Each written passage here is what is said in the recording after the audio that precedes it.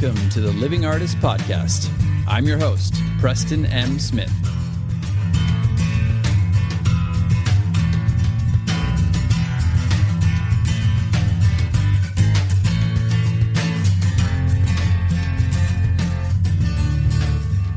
Hey, everybody. Welcome to the Living Artist Podcast. I'm Preston M. Smith, at PMS Artwork everywhere on internet land and socials. I want to thank you for landing on this podcast. Whether you're a professional artist, just getting started in the art world, a collector of art, or just consider yourself a creative person, this podcast has something for you. I like to think of it as a fun way to rant and talk to other creative people about living the life of an artist, surviving and getting ahead in the art world, and enjoying your life. But most importantly, not waiting until you're dead to make it happen. All right, let's get started.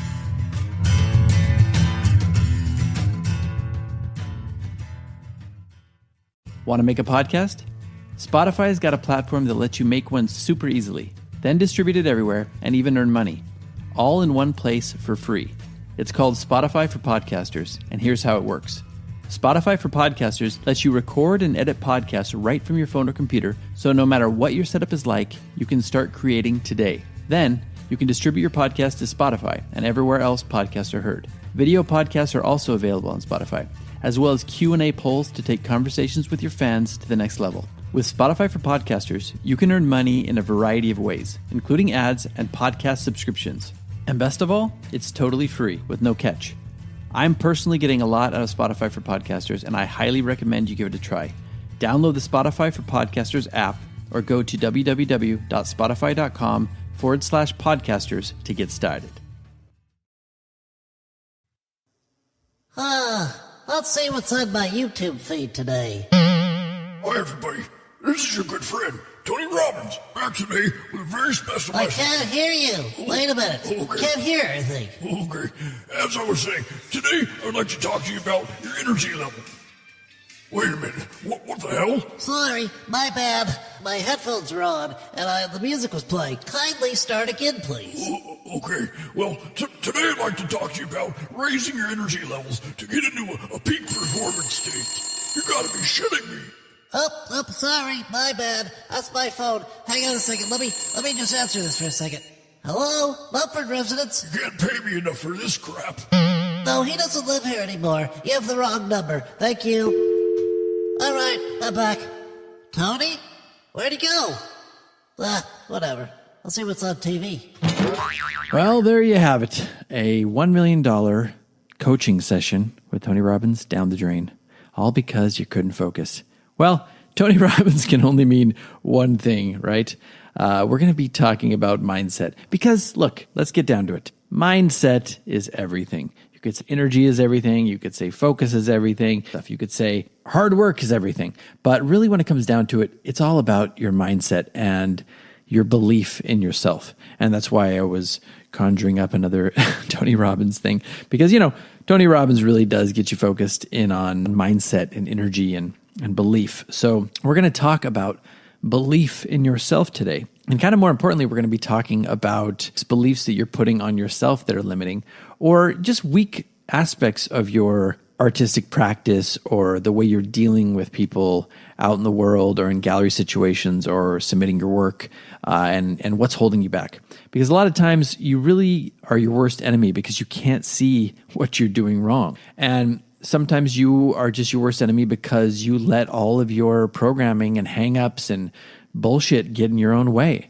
I know I do that. A lot of times I hold myself back by being too much of a people pleaser, or I hold myself back by having too much anxiety, or I hold myself back by caring too much about the outcome. What are people going to think about this?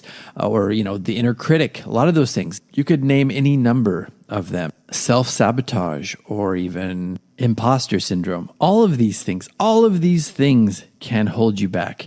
And yes, we can talk about, like the Tony Robbins thing at the beginning, working yourself up into a high energetic state and, acting from that level or working from that level. That's all great.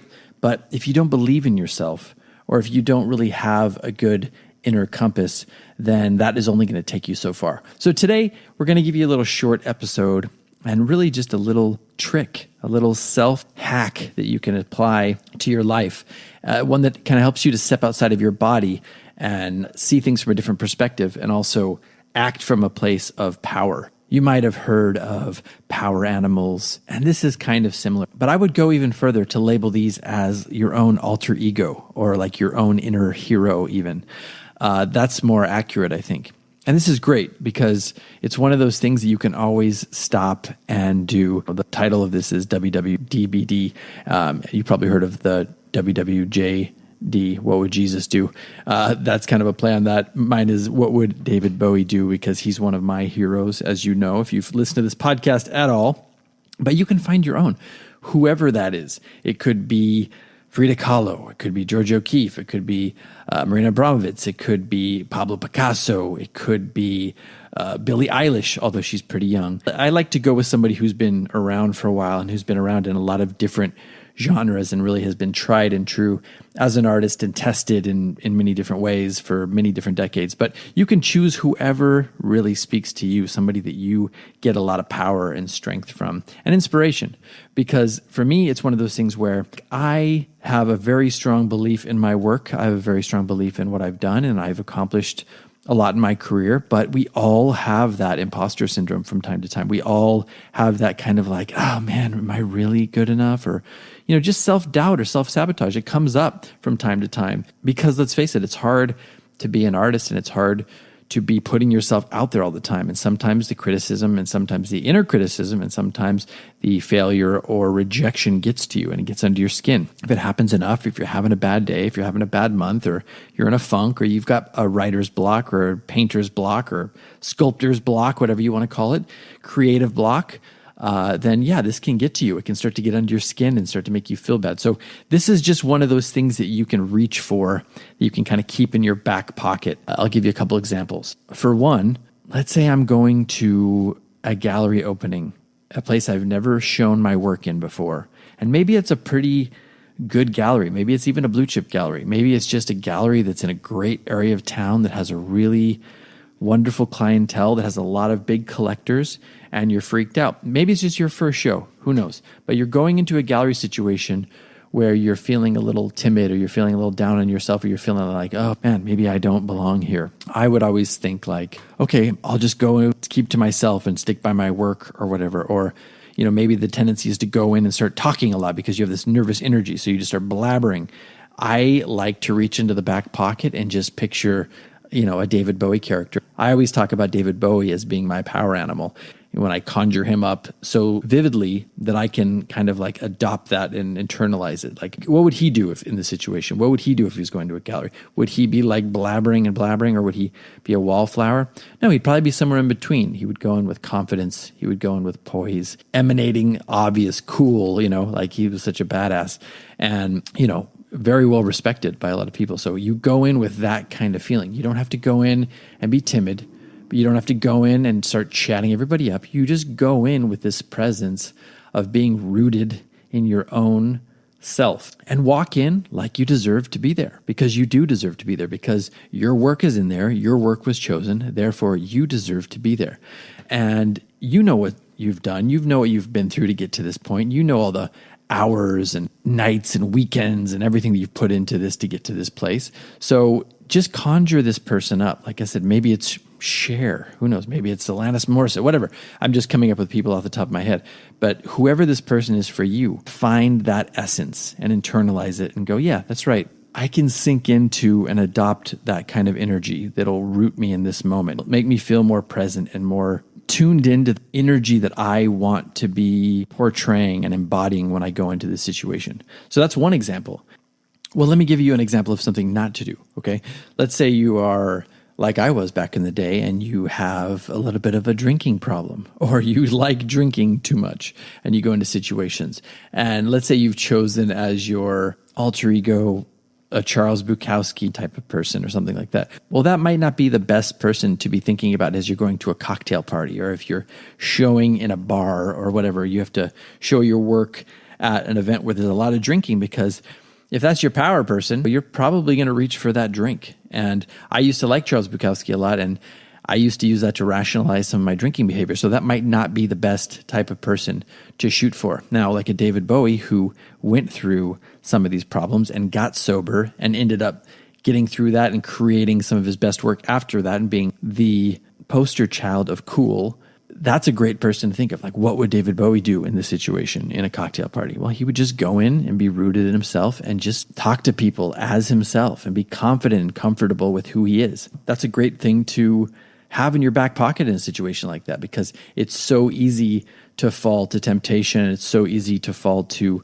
whatever the crowd is doing. But if you have somebody like that to look to that you really admire, who's been there and done it before, it's easy to go like, well, this person did it. I can do this. I can do the same thing. And you just embody that. One more example before we kind of wrap this up, because I think you get the idea, is for me personally, I have been creating a lot of really emotional abstract work, acrylic pieces, a big series. And, there's a lot of stuff going on in the world right now. There's a lot of inflation. There's a lot of trepidation when it comes to spending money right now. And some of my new work hasn't sold very well yet. I've been going through a little bit of a lull. I've sold some pieces here and there. It's fine. And I know that they will come, but it would be easy for me to go, you know what, this work isn't any good, or this series isn't any good, or, look, I got to shift gears because this isn't working. Well, using the example that I've used, what would David Bowie do?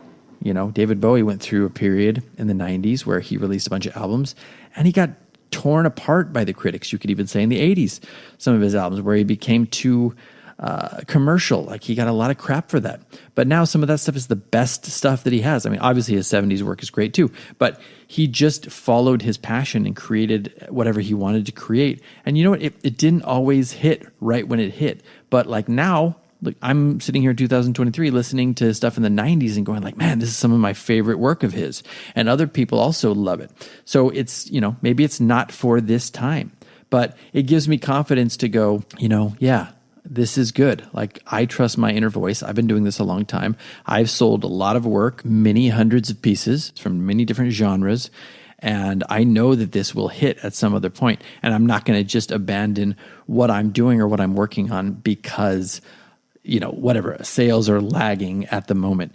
That will turn around. I know the art business ebbs and flows. And if I have that strength of conviction and I can reach to a person like that who's been through something like that before and adopt that kind of mentality, it helps me to get through it and go, yeah, that's right. I trust my inner voice and my artistic vision more than I trust whatever the market is saying right now, or whatever the inner critics are saying right now, or whatever the critics are saying right now. I trust what I'm doing and what I'm creating. So, using this trick becomes like your touchstone of, it's almost like rooting yourself. Like, some people come out, when they land off of a big trip and they'll get out and they'll take their shoes off and then they'll just ground themselves with their feet, in the grass or in the soil or something like that, just to get connected with their new environment. This is like an emotional or energetic or mental grounding. At any point, you can use it in any situation that you want, and it's very powerful. As long as you feel that really strong connection with this person, whoever this power animal, alter ego person is with you, as long as you feel a really strong connection and you know this person, maybe you need to read some biographies on them. Maybe you need to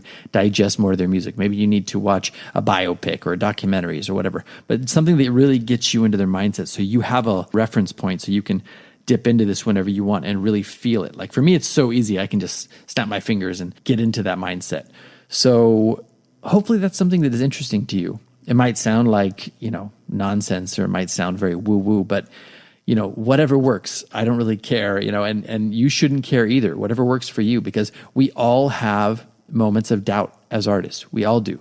And we all have moments of having the inner critic take over. And this is just a great way to remember, oh yeah, I have this tool and I have this resource and I can just ground myself no matter what I'm doing. If I'm laying in bed, I'm in a gallery, I'm at the easel, I'm meditating, I'm watching TV, whatever it is, you can just tap into this and use it as like a power source. So that's it for today, everybody. Hopefully it's something that has been useful for you. Reach out to me on social media. Let me know what you think. If you use other tricks, if you don't want to reach out, that's cool. Be cool, my babies. It's all right. I got nothing but love for you. And I hope you're having a great day. Hope you're having a great week. Hope you are having, a very creative period. As always, be good to yourself. Be good to everybody else out there. And we'll see you next time. Oh, I get it. I don't even need to listen to Tony Robbins. I'll just channel my inner T-Rob. That's right. Hey, Mufford. I just want to stop by and let you know that you're good enough, you're smart enough, And doggone it, people like you, okay? Hey, yeah, that's right. Now, what's on Instagram? Okay, well, we'll get there. This has been the Living Artist Podcast. Thank you so much for listening. I just want you to know that I appreciate you being here, and I'm grateful to be in your ears. Your art and creative life on this planet is meaningful, so thank you for sharing it with me. If you like this podcast, whatever platform you're listening to it on, please subscribe and share it with your friends. You can also leave me a positive review to show your support. This helps me to reach more people with the algorithmic magic and keep the show going strong. If you want to see more of what I do and check out the art that I create, you can visit my website at www.pmsartwork.com or follow me on social media everywhere at PMS Artwork. That's it for now. See you back here next time.